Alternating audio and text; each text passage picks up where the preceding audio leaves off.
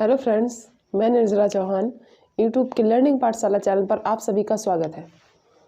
तो जैसे कि हम हिंदी पढ़ते हैं तो हिंदी पढ़ रहे हैं और हिंदी में रस चल रहे हैं, हमारे क्या चल रहे हैं, रस चल रहे हैं। तो रस में हमने काफ़ी रस पढ़ भी लिए हैं, जो 4-5 रस और बचे हुए हैं, उसमें से आज हम वो रस पूरे पढ़ेंगे। तो आप लोग कमेंट में बताएं आप लोगों को हमारी वीडियो कैसी लगती है। वीडियो को लाइक करें, शेयर करें और चैनल को सब्सक्राइब ज़रूर करें। ये जो वीडियो हम शॉर्ट में बना रहे हैं तो कमेंट में कहा गया था कि मैम आपकी वीडियो लंबी हो जाती है, आप मतलब टाइम लगता है लिखने में, तो इस वजह से हम ऐसे वीडियो बनाते हैं। तो अगर आपको इससे अगर कोई प्रॉब्लम हो तो मैं वैसे सामने लिख कर भी, रिकॉर्डिंग में भी लिख कर समझा सकती हूँ। तो आप लोग कमेंट में बताएं, लाइक करें, शेयर करें और चैनल को सब्सक्राइब भी करें। तो उसके बाद में हम ये जो रस है, तो ये रस है अद्भुत रस, इसको पढ़ते हैं। कल हमने पढ़ लिया था कहाँ तक, भयानक रस तक पढ़ा था, भयानक रस। तो भयानक रस के बाद में अद्भुत रस। तो अद्भुत रस का स्थायी भाव क्या है? आश्चर्य है।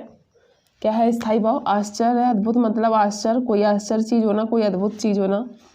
तो इसमें है कि जब किसी वस्तु को देखकर या घटना को सुनकर, जब हम कोई सामने कोई वस्तु को देखते हैं तो या घटना को देखते हैं तो उससे आश्चर्य उत्पन्न हो जाना कि ये कैसे हो गया, ये क्या हो गया, मतलब ऐसे एकदम एक्सप्रेशन आश्चर्य में होना, तो वो क्या कहलाता है? अद्भुत रस कहलाता है। जैसे उदाहरण है इसमें कि आगे नदियाँ बड़ी अपार, घोड़ा कैसे उतरे पार, राणा ने सोचा इस बार, तब तक चेतक था उस पार। यानी इसमें कहा गया है कि आगे नदियाँ बहुत सी थीं तो घोड़ा कैसे उतरेगा, लेकिन राणा जो प्रताप थे वो इस तरफ सोच रहे थे कि तब तक घोड़ा उस पार पहुंच गया। मतलब उन्होंने सोच भी नहीं पाया, इस तरफ सोचा ही था तब तक घोड़ा उस पार पहुंच गया। तो ये आश्चर्य की बात है कि ये ऐसा कैसे हो सकता है कि उन्होंने सोचा ही था और घोड़ा उस पार नदियों को पार करके उस तरफ चला गया। मतलब कुछ हद तक वो तेज चलता था, दौड़ता था, लेकिन ऐसा नहीं था कि बिल्कुल 1 सेकेंड में, मतलब 1 सेकेंड से भी कम उन्होंने सोचा और वो उस तरफ पहुंच गया। तो इसलिए इसमें क्या आश्चर्य उत्पन्न हो रहा है कि तब तक चेतक था उस पार। तो इसमें क्या होगा? अद्भुत रस होगा। फिर उसके बाद में इसमें लक्षण बताए गए हैं। वह घटना घटित होना जिसकी हमने कल्पना भी ना की हो, आंखें खुली की खुली रहना या आवाज़ ना निकलना। मतलब वह घटना, ऐसी घटना उत्पन्न होना जिसकी हमने कभी कल्पना ना की हो, जिसको सुनकर नहीं बोलते आंखें खुली की खुली रह जाएं या मुंह से आवाज़ नहीं निकली, ऐसी आश्चर्य चीज़ होना, तो वो किस में आती है? अद्भुत रस में आती है। तो ये हमारा अद्भुत रस है। अद्भुत रस के बाद में हम लोग पढ़ेंगे बीभत्स रस। बीभत्स रस के बारे में पढ़ेंगे। अद्भुत रस के बाद में है बीभत्स रस। बीभत्स रस के बारे में दिया गया है। बीभत्स रस में है जो स्थायी भाव है इसका, वो जुगुप्सा या घृणा है।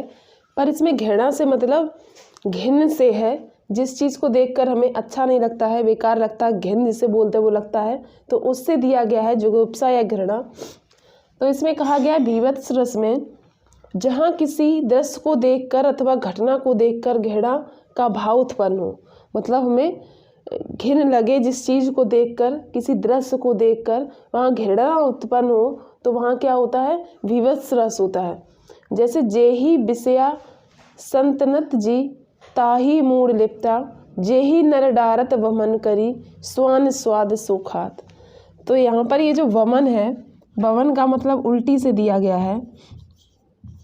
तो आप लोग जानते हैं ये तो घृणा वाली चीज़ ही है। तो इसमें यही कहा गया है कि ये जो बीभत्स रस है, इसमें जहाँ पर जिस वस्तु घटना को देखकर घिन उत्पन्न हो, घृणा उत्पन्न हो, तो वहाँ बीभत्स रस होता है। जैसे लक्षण है इसके, सबको नोच कर खाते हैं जो पक्षी, या सब कोई सड़ने या जलने से दुर्गंध हो, ऐसा कुछ शब्द आए, या शमशान वर्णन हो, या कटे सब का वर्णन हो, या कोई भी गंदी वस्तु का वर्णन हो, तो वहाँ क्या होता है? बीभत्स रस होता है।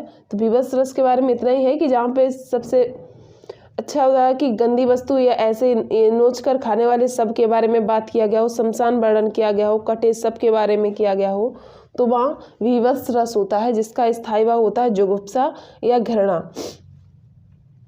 तो इसमें वही बात की गई है कि उल्टी जो है वो स्वान मतलब कुत्ते खाते हैं, तो उसके बारे में बात कही गई है। तो इसका बीभत्स रस होगा। इसके बाद में बीभत्स रस के बाद में हम पढ़ेंगे भक्ति रस। हम लोगों ने बीभत्स रस पढ़ा था। उसके बाद में भक्ति रस। भक्ति रस में क्या होता है कि इसमें जो इसका जो स्थायी भाव होता है ईश्वर विषयक रति होती है, यानी ईश्वर के प्रति प्रेम।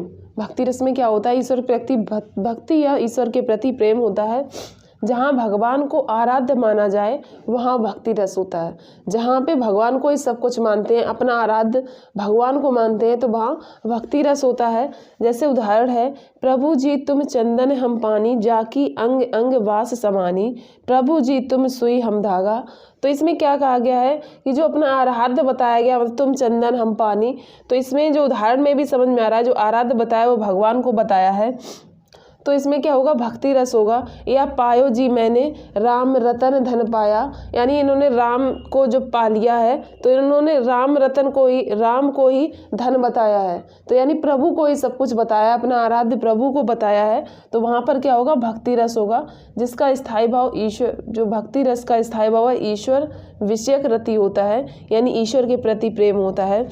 तो वहाँ क्या होता है, भक्ति रस होता है। फिर भक्ति रस के बाद में है शांत रस। तो शांत रस में है जो उसका स्थायी भाव है वो निर्वेद दिया गया है। शांत रस का स्थायी भाव क्या है, निर्वेद है। जहाँ ज्ञान की बात, माया मोह की बात, संसार की बात कही गई हो, शरीर के नश्वरता की बात कही गई हो, अच्छी बातें कही गई हो, आत्मा परमात्मा की बातें कही गई हो, तो वहाँ पर क्या होता है, शांत रस होता है। यानी जहाँ माया मोह की बात कही गई हो, संसारिक बातें कही गई हो, या ज्ञान की बातें, या शरीर नश्वर है इस बारे में बोला गया हो, अच्छी बातें आत्मा परमात्मा की बात कही गई हो, तो वहाँ शांत रस होता है। जैसे उदाहरण में है कि माया दीपक नर पतंग, भ्रमि इवे पड़ंत, कहे कबीर गुर ज्ञान पे एक आध उबरंत। यानी इसमें कहा गया है जो माया रूपी जो दीपक है उसके आसपास जो पतंगे होते हैं वो घूमते हैं और उसी में जल जाते हैं, तो मतलब वो माया के कारण उसमें पड़े हुए हैं। फिर है कि कहे कबीर गुरु ज्ञान पे एक आध उबरंत, मतलब जो कबीर जो ज्ञान की बात कर रहे हैं, तो वो जो ज्ञान जो है भगवान रूपी जो ज्ञान है उससे एक आध ही उबरता है।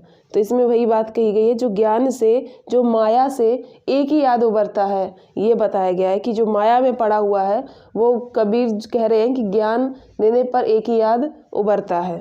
तो इसमें यही बात की माया रूपी दीपक की बात की गई है, तो माया मोह की बात की गई है, तो उसमें क्या होगा, शांत रस होगा।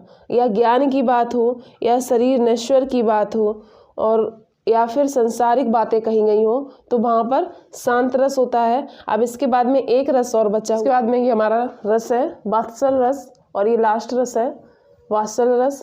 तो इसका जो स्थायी भाव होता है वो होता है पुत्र पुत्री विषयक रति, यानी पुत्र पुत्री और माता पिता के बीच में जो प्रेम होता है वो वात्सल रस होता है। पुत्र पुत्री के लिए जो प्रेम होता है वो वात्सल रस है। तो जहाँ माँ बाप पुत्र पुत्री का प्रेम वर्णित हो, तो वहाँ क्या होता है, वात्सल रस होता है। जैसे उदाहरण में दिया गया है, मैया मैं तो चंद खिलौना लय हो, तो इस बारे में कहा गया है जो कृष्ण भगवान है वो अपनी माँ यशोदा से चंद मतलब चांद मांग रहे हैं, खिलौने खेलने के लिए चांद मांग रहे हैं। तो इसमें जो है माता और जो पुत्र है उनके प्रेम का वर्णन किया गया है, तो वहाँ क्या होगा, वात्सल रस है। उसके बाद में इसमें जैसे श्रृंगार रस में दो भेद थे कि संयोग श्रृंगार और वियोग श्रृंगार, तो इसमें भी ऐसे ही संयोग वात्सल और वियोग वात्सल है। संयोग वात्सल में क्या है कि संयोग वात्सल में वही होता है जहाँ मतलब पास में रहकर, मतलब पुत्र पुत्री और माता पिता पास में रहकर प्रेम उत्पन्न हो, तो वहाँ संयोग वात्सल होता है। और जहाँ पर मतलब अलग होकर और प्रेम प्रकट हो, तो वहाँ क्या होता है, वियोग श्रृंगार होता है। जैसे संयोग वात्सल रस में किलत कहने घुटबरनी आवत, यानी इसमें जो है पास में है यशोदा माता, और वो यशोदा माता अपने पुत्र के पास में है, कहना के पास में है, और वो घुटवन चल रहे हैं, तो वो प्रेम प्रकट कर रही हैं यशोदा माता, उनका प्रेम प्रकट हो रहा है, तो वहाँ क्या होगा, संयोग वात्सल रस। फिर है वियोग वात्सल रस, संदेशो देवकी सो कहियो हों तो धाए तिहारे सुत की, यानी इसमें कहा गया है कि वो जो देवकी के पुत्र है ना कान्हा, कृष्ण जो है देवकी के पुत्र हैं, लेकिन वो यशोदा माँ के पास हैं। तो उन्होंने कहा है कि संदेशो देवकी सो कहियो, मतलब देवकी से कह देना कि जो पुत्र है तुम्हारे वो मेरे पास है। मतलब देवकी के लिए कहा है कि देवकी अलग है उनसे, तो देवकी का जो प्रेम है उसके बारे में बताया गया है। तो इसलिए यहाँ पे वियोग वात्सल रस है। तो ये वात्सल रस हुआ। ये हमारे सभी रस हो गए हैं और उम्मीद है कि आप लोगों को समझ में आया होगा। और आप लोग कमेंट में बताएं कि आप लोगों को वीडियो कैसी लगी।